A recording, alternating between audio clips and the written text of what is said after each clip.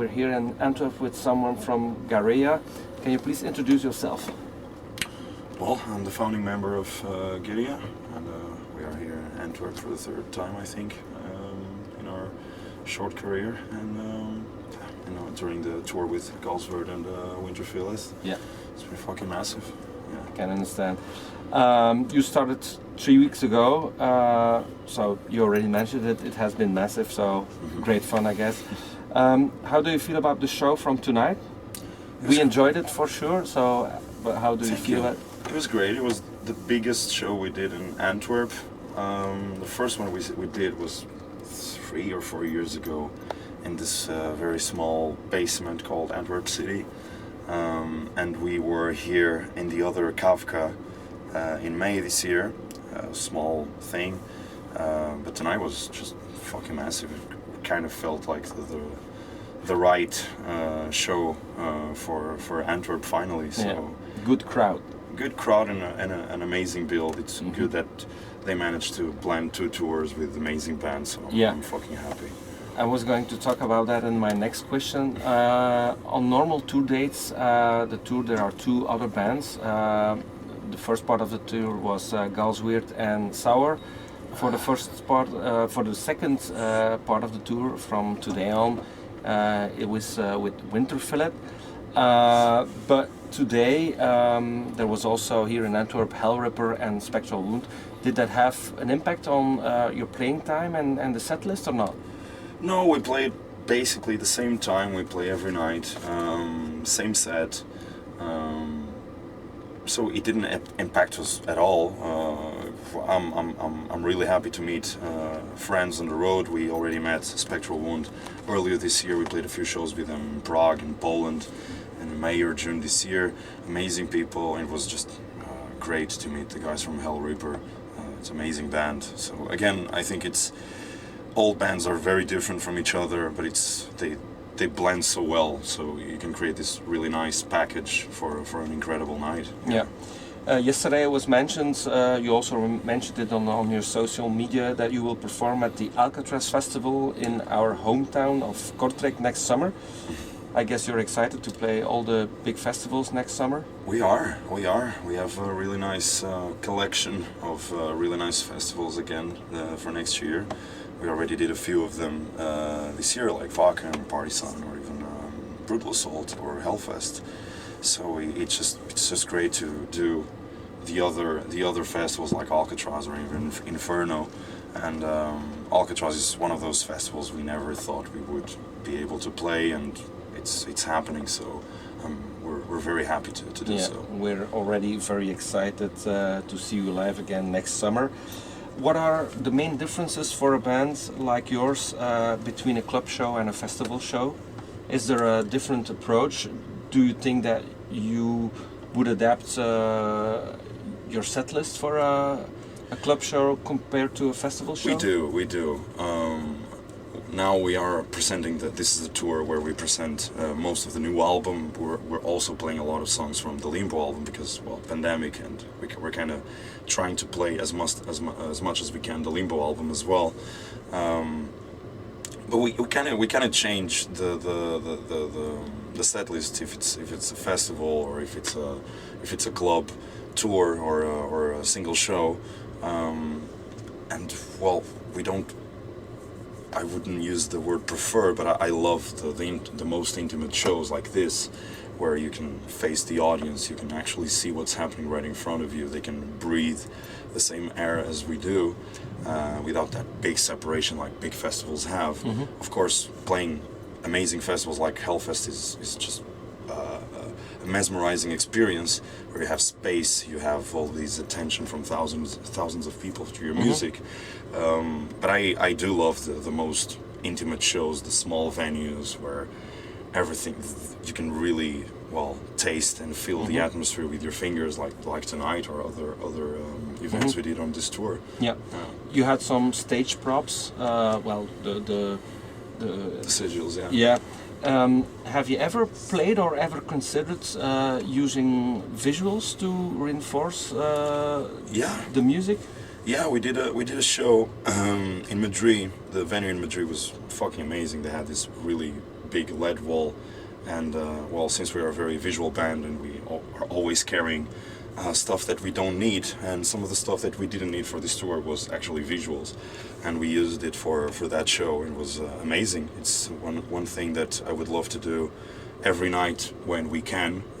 It's not an easy thing to pull out when you're still starting out, because you need the conditions to do so.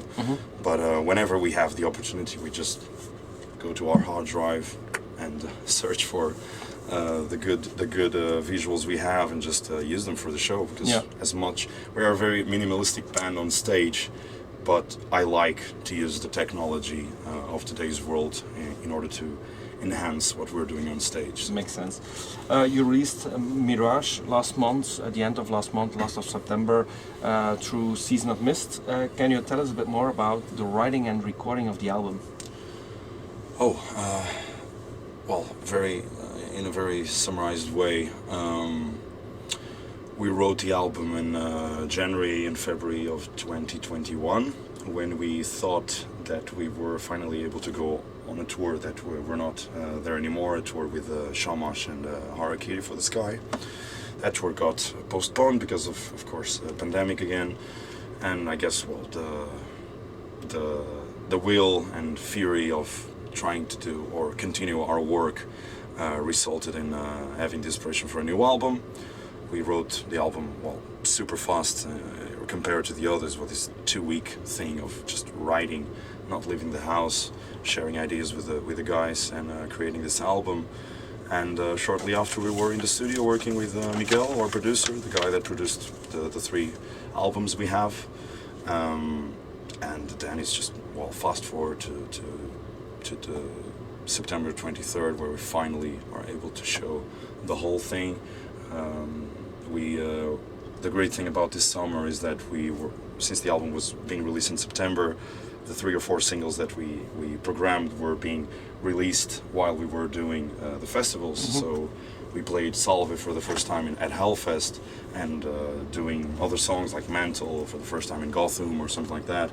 It's just amazing to try it out with big crowds, where you can see what's actually happening and what's the vibe you get from playing those songs to, well, thousands of people.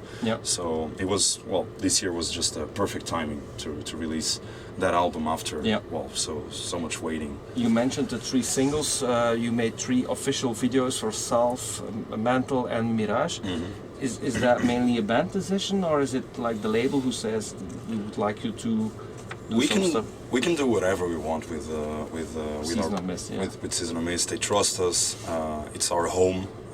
We really love to work with them. We're friends with them, and they're really good partners in ideas. They always bring something new to the table, as we also do. And well, it's normal to release 3 or 4 singles. This time, since we were so busy, we still tried to make the best we could with 3 good videos. Because, well, we care for that, and it's a continuation of the creation process of an album for me. So yeah, we could have done way more if we weren't that busy this year. There were a lot of ideas that I had to just leave them out for now. But we could do whatever we wanted with the promo timing we had, and I think we still used it quite well. Can you tell us a bit more about the Mirage artwork? Who did it? What's the idea behind it? Well, it's a vast thing, but it all started with me debating a few ideas with the guy who created it. Is Chris. He works for Cyrus Collective, and people might also know him from being the vocalist and the main guy from Shamash.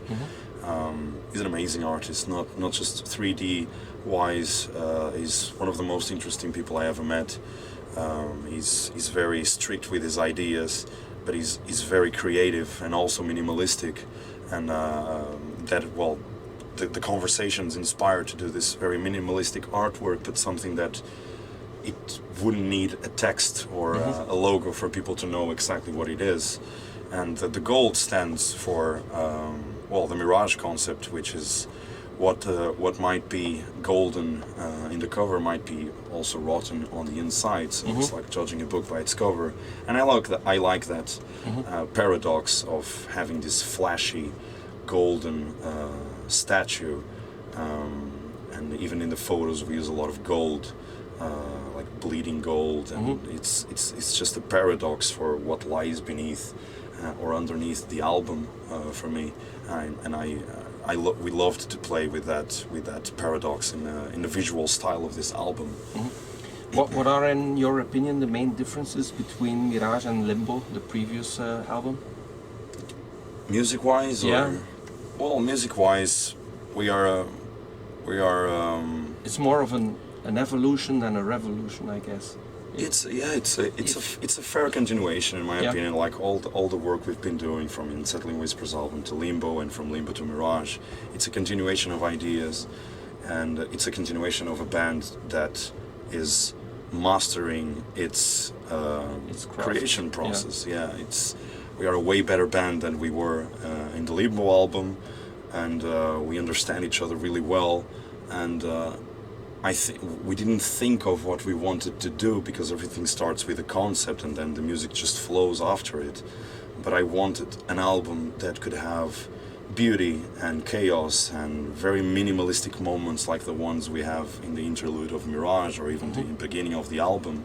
Something that could be still very beautiful and eerie at the same time, and having more dynamics, more atmospheres throughout the album. Something that Limbo lacks a bit, because it's such an aggressive intention of an album, because it was supposed to be like that. It was supposed to be this very aggressive take on what we were feeling back then.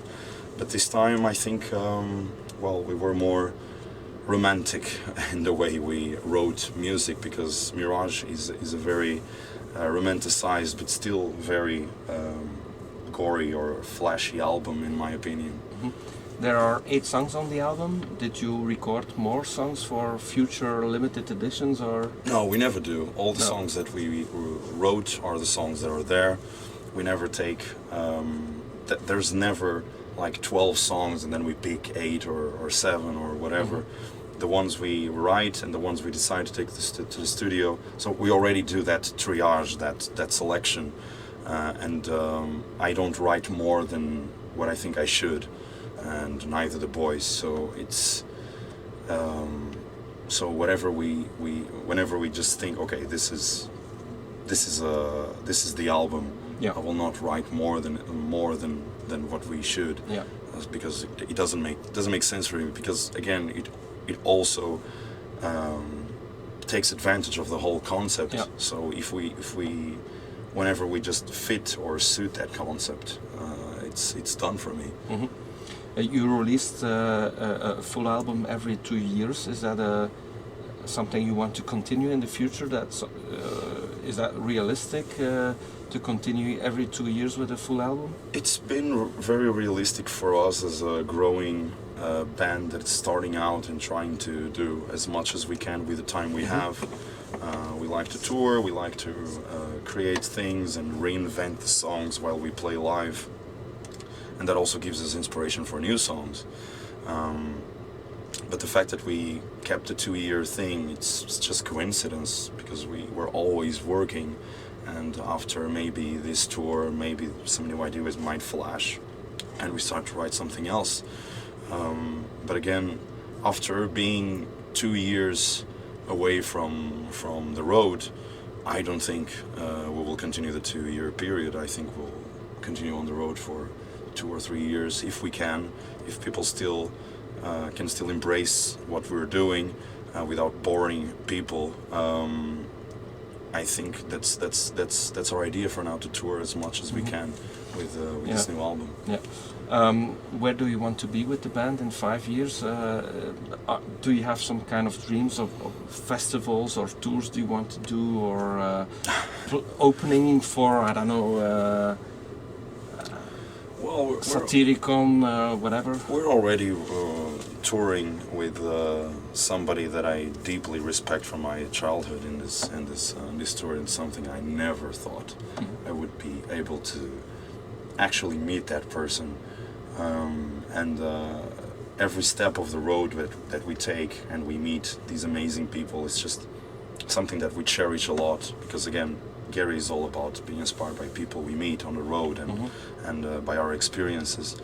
Well, we don't have a plan for 5 years. I know what we need to do next year. We need to finally go to places like the US. We need to focus on Latin America, which is exactly what we're doing right after this. We're going home for 2 weeks and then we just fuck off to Latin America for another month. And I want to focus on the festivals, and it's year after year. I don't want to plan the future in 5 years or even 2, because anything can change. And if something like the pandemic taught us is that, well, you should live more the moment and not just having these future plans or goals that are so far ahead, because anything can change. And we want to focus on the plans we have now, which is touring as most as we can, playing in places that probably we'll never reach again, like El Salvador or something like that. And it's the journey and the experience that drives us, not focusing on something that might lie ahead in a few years, because again, it can change. Yeah. The previous interview we did was like a week ago, 2 weeks ago, and that was with Moonspell, probably like Fernando. Fernando, very nice guy. We interviewed him a couple of times. Probably the best known Portuguese metal band. They are. Were they also an inspiration to start playing metal? Could be. I think my first band, we used to cover a bit of Alma Mater. Again, as a Portuguese metalhead, you can't go around Moonspell. You can't deny they are the most structured piler we have in the Portuguese music. Not just metal. I think they're still the most how do I say, the act that tours the most from Portugal, and we have other artists in other genres that tour the world a lot, but they are still the act that tours the most, the act that is more relevant in terms of being consistent with their art. And you can either like it or not, but I always stand by respecting people like them, because I don't think the bands from my generation will be doing 30 years of bands, because I think they are, them and probably the generation after them are the last ones standing with the band for 30 or 35 years. I don't think my band will last that long, because I think the world is changing, and the interests in people change a lot, and the commitment is very different these days. And I don't think people, well, we are willing to do this for the rest of our lives, but I can't say that I will be here in 25 years doing the same thing for the same audience, for the same venue sometimes, and just doing this all over, because at some point it kind of, you can do so much because it's just one world, and they already did this hundreds of times. And but again, it's a band that we keep very close. We were with them in Budapest a few nights ago. That we are very good friends of them. They respect us, and we truly respect them a lot. And it's a band that I think deserves everything they have. I have a last question. Sure. You always perform wearing a mask. You're doing the interview wearing a mask. Does it bother you that there's pictures of you floating around without a mask? Would you have preferred that?